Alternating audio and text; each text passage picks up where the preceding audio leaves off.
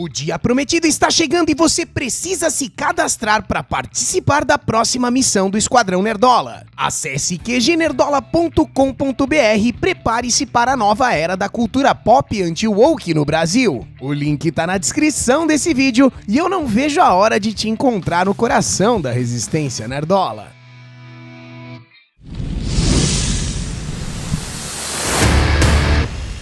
Grande momento! Linha Gen Geek na área. E aí, galera, tudo beleza? Olha só, hein? A gente trocou uma ideia com vocês no Esquadrão Nerdola de sexta-feira, que assistimos Zootopia 2, a gente falou sobre Stranger Things e Zootopia 2, só que aqui a gente vai trazer a nossa crítica de forma individualizada de Zootopia 2 e, claro, pontuando a lacrate. Porque Zootopia, galera, já traz temas de inclusão, de preconceito, de diversidade.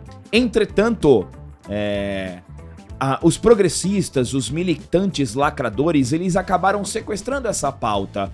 E Zootopia apresenta muito bem esses temas dentro do filme. E pra mim não são como temas militantes. Muito pelo contrário, a Judy, a nossa coelhinha, ela tem o sonho de se tornar uma policial. Ela é uma coelha e todos os policiais são animais predadores. E a coelha, o coelho dentro do mundo animal, no universo animal, é presa. Então você tem aí uma série de camadas de preconceito por ela ser uma mulher, por ela ser uma coelha. E ela vai vencendo isso pelos seus próprios méritos. Pra mim é muito bem construído isso no filme. Do outro lado, você tem o Nick, que é a raposa, que historicamente no mundo animal é conhecido como um animal trapaceiro, um animal que você não pode confiar e também carrega este preconceito. Então os dois têm trajetórias similares e vão vencendo isso no decorrer do filme. Em paralelo também nós temos a figura da vilã, que é a ovelhinha, que é uma presa que sente inveja dos opressores, dos animais selvagens e arma toda uma trama, todo um plano para assumir o poder. Então eu acho que Zootopia é uma das animações mais inteligentes da Disney. Entretanto, aqui no 2, eles esquecem desta questão, porque não tem mais o que abordar, e mergulham em uma pauta muito interessante e lacrate. Vamos falar sobre isso no vídeo de hoje. Bom, galera, o filme é o seguinte: ele é sem inspiração nenhuma. Isso que o Gabriel falou, ele é um roteiro bem fraco. É lacrador? É. Mas ele não é o grande problema do filme. Isso porque a gente já trouxe aqui várias obras que lacraram, mas tem os pontos interessantes, como até a própria Uma Batalha Após a Outra, do Leonardo DiCaprio. É uma obra em que a lacrate vai pra uma crítica ao revolucionário, só que aí no final do filme fala, não, foi demais, volta. Aí volta logo no final do filme. Esse é o do Leonardo DiCaprio. Aqui é bem superficial, mas é bem sem inspiração. É zero inspirado. E aí a gente tá falando de uma obra com lacração que existe pelo capitalismo, que é o Zootopia 2. Que foi feito apenas pra lucrar. Apenas pra lucrar, temos um pano de fundo marxista do opressor e do oprimido. Essa é a mágica da nossa sociedade. Mas o que o Gabriel falou, eu assino embaixo. É um filme que tem as camadas técnicas de inspiração zero. Tecnicamente o filme, incrível, a animação ali, o 3D, os cenários. Quando o filme esquece da premissa, da sinopse, ele vai bem. Quando ele foca na sociedade, dos animais convivendo, as piadas são legais, que vão acontecendo no fundo. Porque o primeiro, ele fez muito sucesso e ele é excelente, o primeiro, porque você tem piadas boas. E a sociedade, o Zootopia funcionando como sociedade, né? A diferença de personalidade, diferença de tamanho, de tudo, de cada animal vivendo em paz. Aqui você tem a mesma premissa de uma forma bem piorada. Até uma ideia legal, mas bem piorada. Vamos falar de Zootopia 2, um filme que poderia ter sido muito mais, mas por conta da bilheteria, teremos o terceiro. É lógico.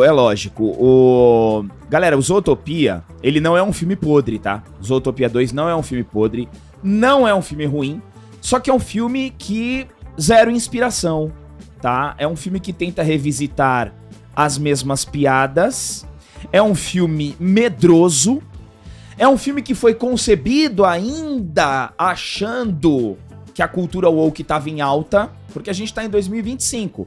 Só que ele não foi escrito agora. O roteiro não nasceu agora. Muito provavelmente, esse roteiro deve ter sido concebido em meados de 23 e 24, aonde a cultura woke ainda tava um pouquinho em alta. Por isso que acabou não funcionando. A lacração desse filme é uma lacração simbólica, tá? Não é qualquer um que vai perceber essa lacração. Não é na tua cara essa lacração que acontece em Zootopia 2. Mas a gente vai falar dessa lacração ali pro final nos pontos negativos. Porque temos pontos positivos. Óbvio que temos, tá? O ponto positivo 1... visual e animação, eles mantêm o mesmo nível, tá? De visual, de animação, de textura, de estética, os ambientes são muito bonitos, os cenários são riquíssimos, as cores são bem vibrantes. Então é um filme esteticamente muito bem feito, que você realmente vive uma experiência muito boa. Então eu coloco isso como ponto positivo, tá? Outro ponto positivo, você tem ali o humor. O humor eu vou colocar como ponto positivo porque funciona pra mim em alguns momentos, principalmente quando é introduzido o universo, o novo universo, que é o universo ali dos répteis com os anfíbios, né? Então você tem muitos répteis, você tem os leões marinhos, você tem as morsas. Então esse universo, eles renovam as piadas. Você tem piadas novas neste universo. Em contrapartida, você traz novamente algumas outras piadas. Por exemplo, a piada da preguiça. A preguiça é claro que tinha que estar lá, mas não tem o mesmo impacto do que a primeira vez quando ela aparece, que é brilhante. Então, no humor, pra mim, também funciona, porém em um grau menor em relação ao primeiro. O primeiro é tudo original, né? O segundo é um remendo de piadas. O segundo ele tenta fazer a mesma piada que deu certo no primeiro. Mas não é você colocar o personagem e criar alguma outra situação. É a mesma piada. É a mesmíssima piada. É um filme completamente sem inspiração. Mas que se utilizou do que fez sucesso no primeiro. Ah, quem que fez sucesso? O Big, né? Que é o poderoso chefão ali. Ele também tá lá. Traz ele de volta com as mesmas piadas. É. Traz o Preguiça com as mesmas piadas. Entendeu? Então é tudo muito remendado. É tudo muito, sabe? Não tem nada. Não tem um personagem... Então, aí você tem a ausência de personagens novos também. Com o mesmo calibre de piada. Não tem. As piadas com os personagens novos, eles acabam não funcionando. Que é a capivara e a cobra. Não funciona as piadas.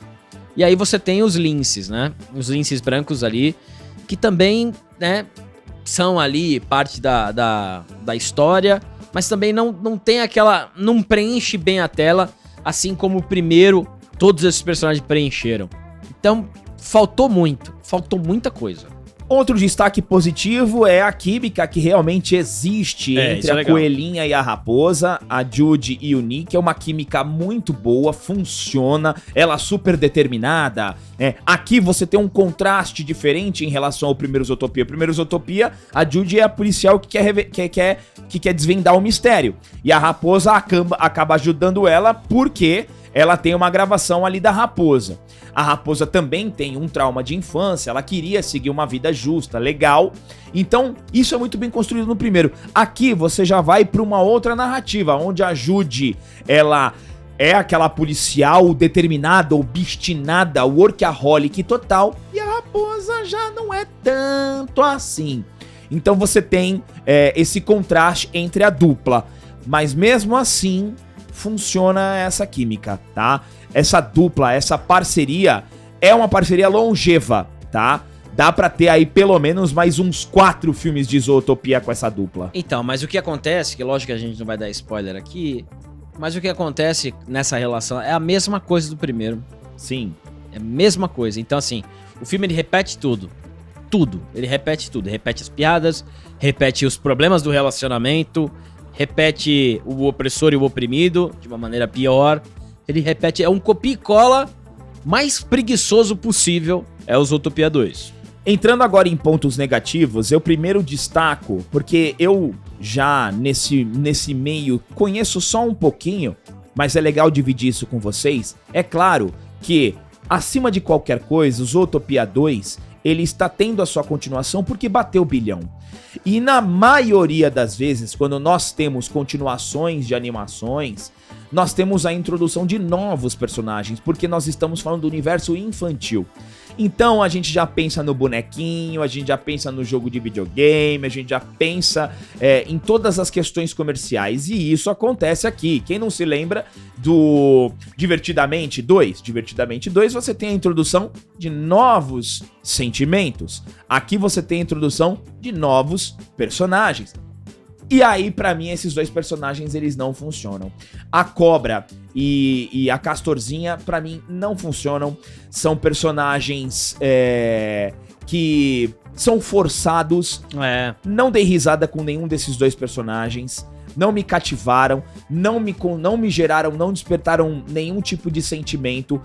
Eu gostei dos personagens secundários que apareceram, principalmente ali no universo do gueto deles, que é a morsa, o sapo, a iguana, aquele que sai andando na água lá, que é super engraçado. Mas esses dois personagens especificamente, que entraram pra compor o elenco, que fatalmente estarão no terceiro, eles pra mim, eles não funcionaram, tá? Claro que eles movem a narrativa, ajudam, entram como um suporte, mas não me encantaram. Eu vou com o Gabriel, eu achei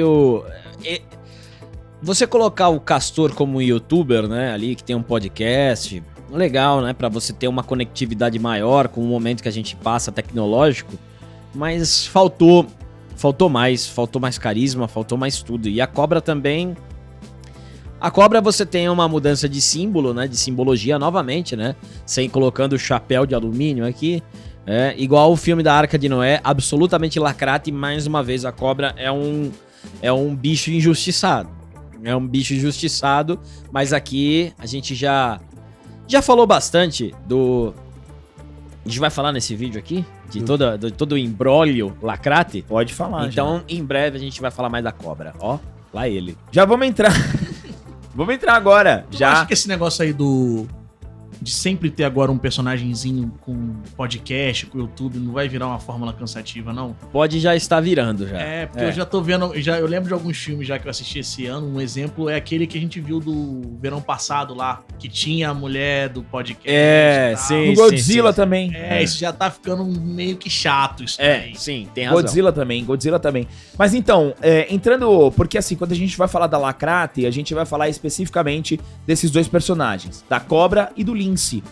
Que o Lince são aristocratas brancos, ricos, e a Cobra é de uma família humilde, de uma espécie que sofre uma opressão. Bondosos.